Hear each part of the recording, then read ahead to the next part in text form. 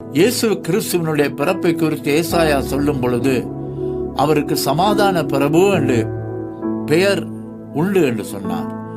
அவரால் மட்டும்தான் உங்களுக்கும் எனக்கும் சமாதானம் கிடைக்கும். ஏசாயா 48 அதிகாரம் 22 வசனம், துன்மார்க்கனுக்கு சமாதானம் இல்லை என்று கர்த்தர் சொல்லுகிறார். ஆம், பாவத்திலே வாழுகிற மனுஷனுக்கு என்னதான் இருந்தாலும் அவனுக்கு உள்ளத்தின் ஆழத்திலே சமாதானம் இருக்காது.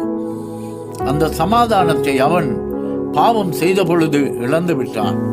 இன்றைக்கு உலகம் எங்கும் இருக்கிற மக்கள் இந்த சமாதானத்துக்காக எவ்வளவோ பணத்தை செலவழிக்கிறார்கள், எவ்வளவோ காரியங்களுக்காக ஓடி ஓடி இந்த சமாதானத்தை தேடுகிறார்கள்.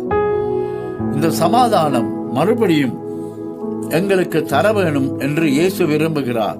இந்த சமாதானத்தை நாம் பெற்றுக்கொள்ள வேண்டும் என்று விரும்புகிறார். ஏதேன் தோட்டத்திலே மனித குலம் இழந்த சமாதானத்தை கல்வாரி தோட்டத்திலே இயேசு கிறிஸ்து பெற்றுக் கொடுத்தார். எப்பொழுது மனிதனுடைய பாவம் மன்னிக்கப்படுமோ அப்பொழுதுதான் அவனுக்கு உண்மையான சமாதானம் கிடைக்கும்.